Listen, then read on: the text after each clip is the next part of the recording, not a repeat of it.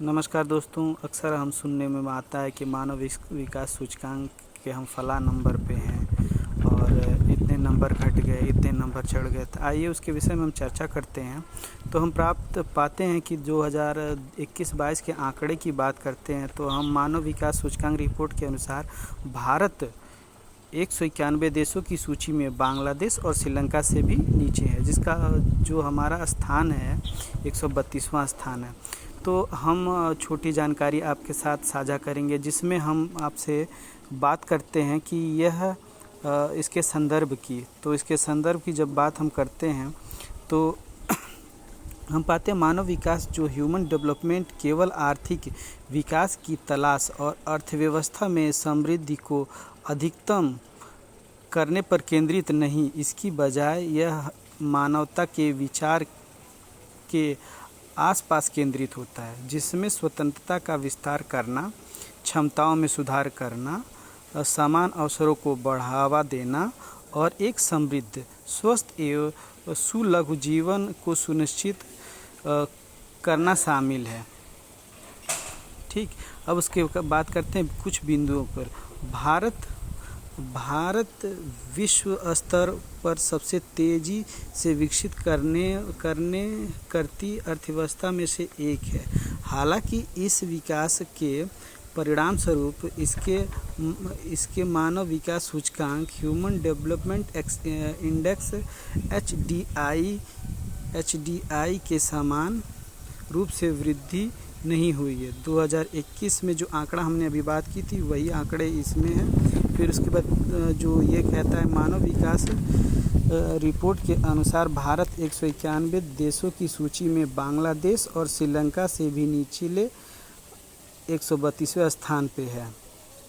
फिर दूसरी बिंदु की बात करेंगे। भारत के विशाल आकार और बड़ी आबादी को देखते हुए मानव विकास में उपराष्ट्रीय तथा राज्यवार असमानताओं को दूर करना महत्वपूर्ण है, जो फिर भारत को अपने जनसांख्यिकी लाभांश को साकार कर उसकी मदद में शामिल होना है। फिर हम नीचे जाते हैं। अब यह HDI क्या है? HDI संयुक्त विकास कार्यक्रम यूनाइटेड नेशन डेवलपमेंट प्रोग्राम द्वारा यह दुनिया भर के विभिन्न क्षेत्रों में मानव विकास के स्तर का मूल्यांकन और तुलना करने के लिए सृजित एक समग्र सांख्यिकीय मापांक है।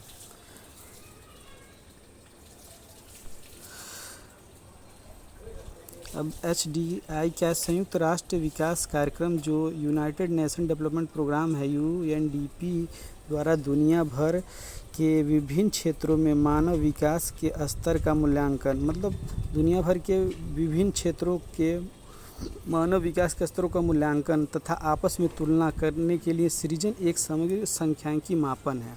मतलब एक आंकड़ा है जिसके द्वारा प्रति वर्ष मापा जाता है। तो दूसरी बिंदु जो है वो ये कहती है, इसे वर्ष 1990 में सकल घरेलू उत्पाद GDP जैसे पारंपरिक आर्थिक मापकों जो मानव विकास के व्यापक पहलुओं पर विचार नहीं करते हैं, वे एक विकल्प के रूप में पेश किया गया है। इसमें यह कहा गया है कि दूसरी बिंदु में कि 1990 में ये सकल घरेलू उत्पाद में जैसे पारंपरिक आर्थिक मापों जैसे मानव विकास व्यापक विचार नहीं करते। HDI 3 पहलुओं में किसी देश की औसत की उपलब्धि आकलन करता है। मतलब HDI जो है वो 3 पहलुओं के किसी देश की औसत उपलब्धि को आकलन करता है। पहला है कि सुदीर्घ एवं स्वास्थ्य जीवन, ज्ञान और जीवन और सभ्य स्तर, 3 मापों पे करता है।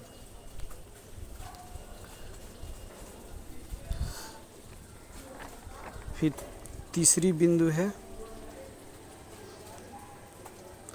उपराष्ट्रीय। HDI दर्शाता है कि जहां कुछ राज्यों ने व्यापक प्रगति की है, वहीं अन्य भी संघर्ष कर रहे हैं।